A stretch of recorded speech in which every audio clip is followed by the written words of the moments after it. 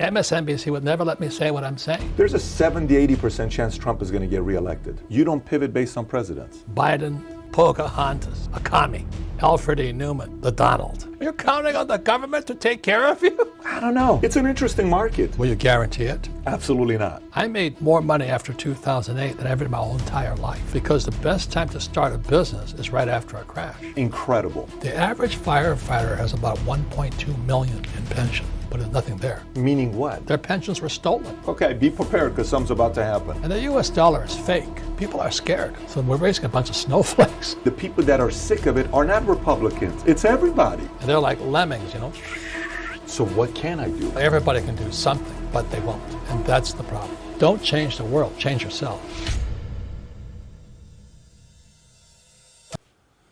It's quite humbling, you know, because I almost didn't finish school because I kept flunking out of school because I can't write. So to be an international writer is a miracle. I bet your teachers, you know, if they had to see that that's taking place, I wonder what some of the critics who knew you at that time would be saying about 41 million copies today. Well, the reason I wrote Rich Dad, Poor Dad is the US dollar. You know, that's my book over there, Fake, which came out last year. Fake money, fake teachers, fake assets. And the US dollar is fake. Never in the history of the world has any fake money ever survived. And we're doing the same thing. We just keep printing this money.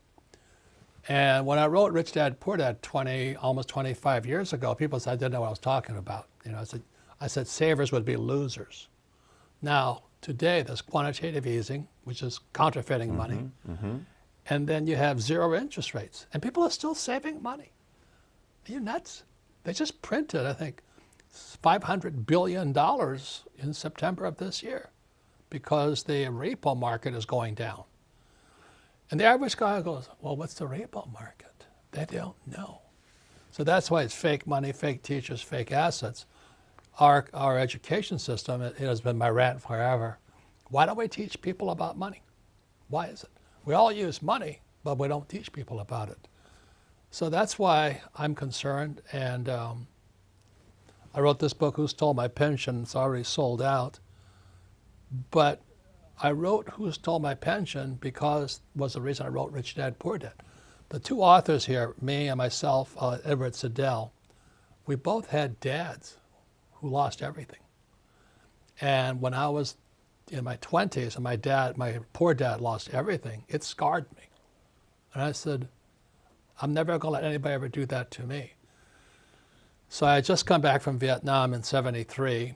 My dad was unemployed, poor dad was unemployed, and he tells me to go fly for the effing airlines. I said, are you kidding me? And he says, go back to school, get your master's and get your PhD. I said, are you kidding me?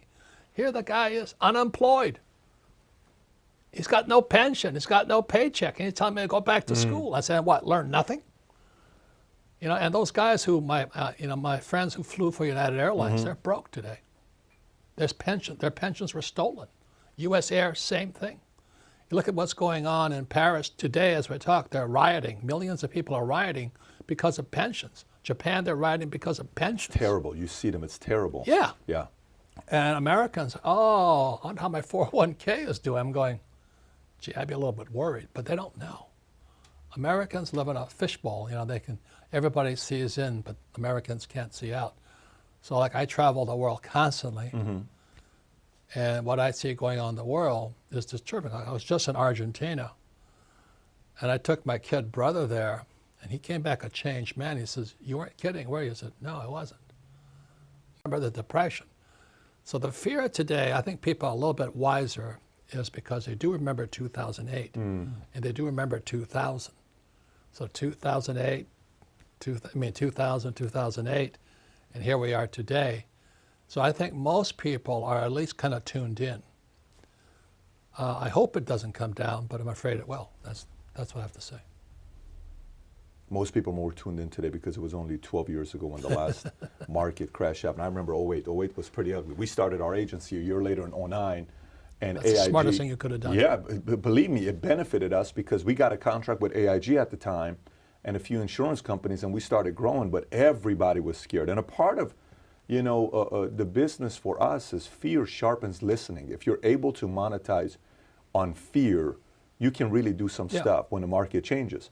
But I want to say what you did was really, really smart, because the best time to start a business is right after a crash. I made more money after 2008 than ever in my whole entire life, because everybody was hiding like little cockroaches. Wow, you made more money after 2008 than Yeah. your entire life. Yeah, so when, here I'm talking